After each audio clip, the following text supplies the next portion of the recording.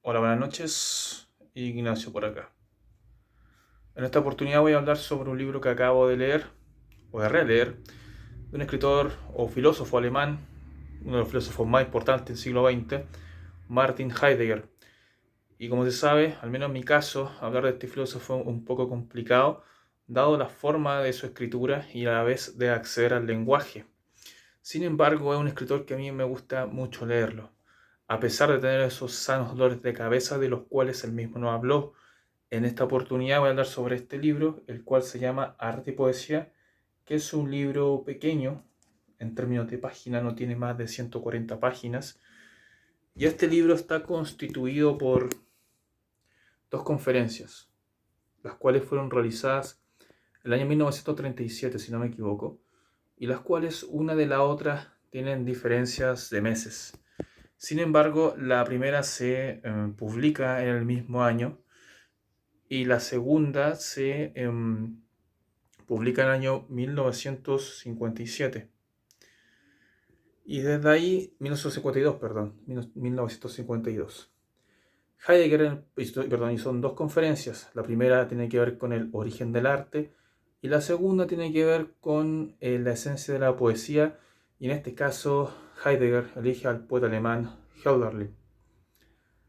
En el ensayo sobre el origen del arte, Heidegger nos comienza a hablar sobre la palabra que significa origen y es lo que procede de.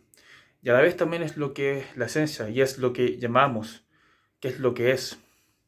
Y un poco por ese lado comienzan a hablarse ciertas definiciones, primero que todo de conceptos. Sin embargo, también se puede notar una especie de misticismo en esta misma obra de arte.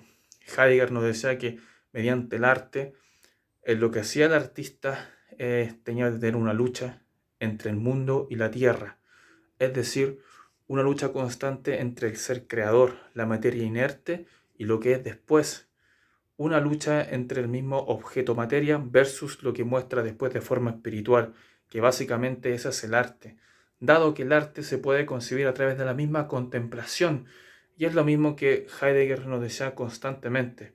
Por ejemplo, nos hablaba sobre un cuadro de Van Gogh. Este cuadro de Van Gogh expresaba lo que era el artista y a la vez el artista también expresaba lo que era la obra, es decir, no puede existir una sin la otra.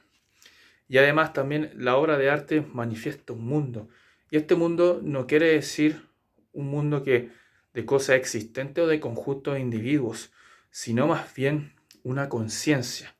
Y al mismo Heidegger nos decía que el mundo, o al menos en el caso de las plantas y los animales, no tenían un mundo, dado que estos no tenían conciencia.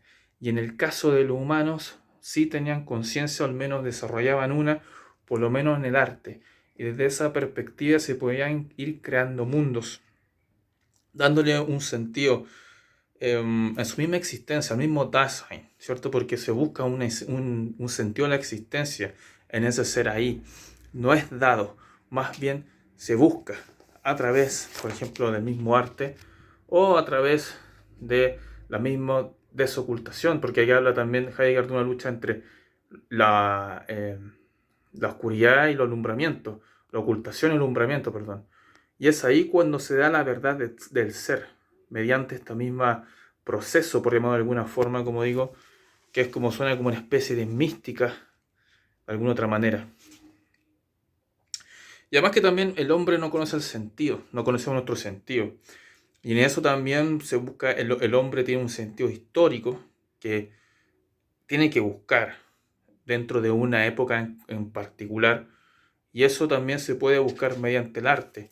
Es decir, mediante el arte se busca eso.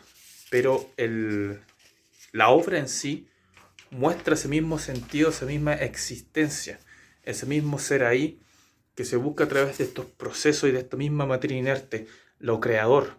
Lo creador es lo más importante para Heidegger en este sentido, es la misma existencia en sí. Es un libro, como digo, para hablar de Heidegger un poco complicado. Y bueno, la verdad como no verdad también dentro mismo del origen del arte, porque la verdad se consigue a través de una lucha, y esta misma lucha, como he hablado, es de lo que está oculto y de lo que tratamos de desocultar. Esto también se ve en varios textos, como también aparece en Ser y Tiempo, pero en este caso Heidegger lo toma como ejemplo en el mismo arte. Así que el arte es algo que revela, mediante el arte se revela lo existente, lo que está oculto y lo que no está ajeno a nuestro propio ojo, que no es invisible. Pero, como digo nuevamente, es necesaria la contemplación para que nosotros podamos acceder a esa existencia o a esa verdad de la cual aparece en esta misma obra de arte. Y ya nos vamos un poco también al segundo texto, que es la parte de Hölderlin y la esencia de la poesía, y que básicamente Heidegger podría haber elegido cualquier otro poeta, como Dante, Homero, Shakespeare, entre otros. Pero Virgilio elige Hölderlin. ¿Y por qué elige Hölderlin? Elige Hölderlin porque decía que Hölderlin poetizaba sobre lo poético, es decir, Hölderlin buscaba poetizar a través de la misma palabra, buscando algo superior, buscando la verdad a través de la poesía. Y por eso que Heidegger lo leía, porque él decía que en primera instancia fracasaba buscando la esencia de la poesía, solo buscando Hölderlin, porque con otros poetas lo podía hacer. Pero para él, Hölderlin tenía un significado que iba mucho más allá, y por eso él lo elegía, y este significado correspondía un poco a poetizar la misma poesía, que básicamente era lo que hacía Hölderlin. Y también aquí aparecen palabras muy importantes de mencionar, como que la poesía es es uno de los bienes más peligrosos. O también aparece también como la poesía no es una de las ocupaciones más inocentes en primera instancia. Pero nuevamente aparece el lenguaje. Y el lenguaje es lo que revela al ser, es lo que manifiesta al ser.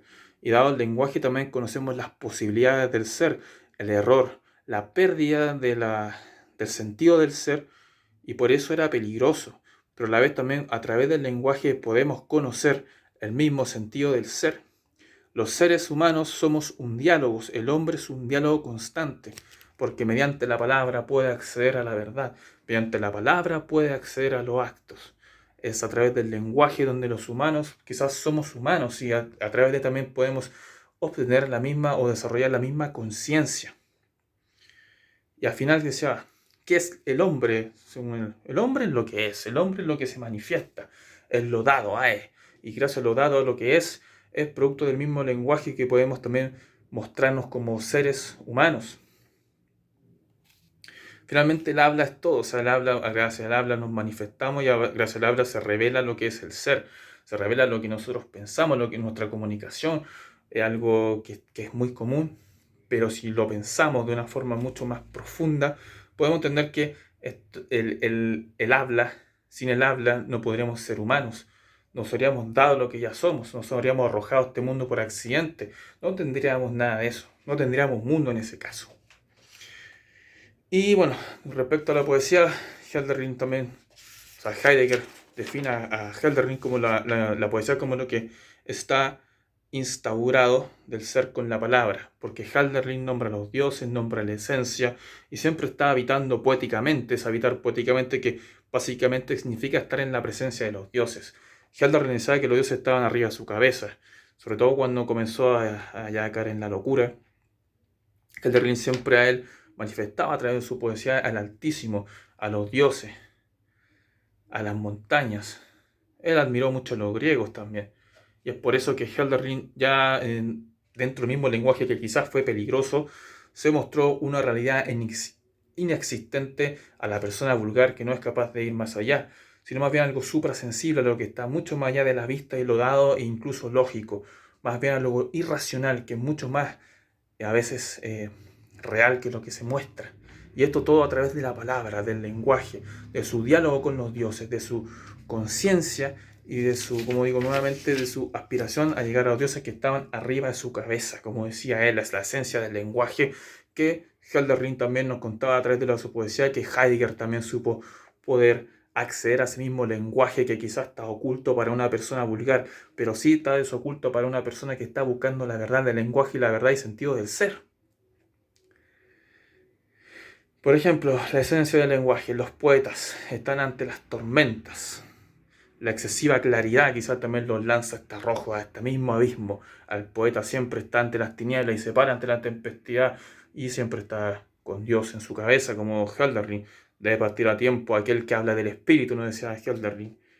Y básicamente Heidegger lo que había atrás de Herringen es que a través de la poesía, por lo menos de él, despierta lo irreal, despierta el ensueño, el anhelo, ese mundo utópico idealista que muchos alemanes también anhelaron con el romanticismo alemán.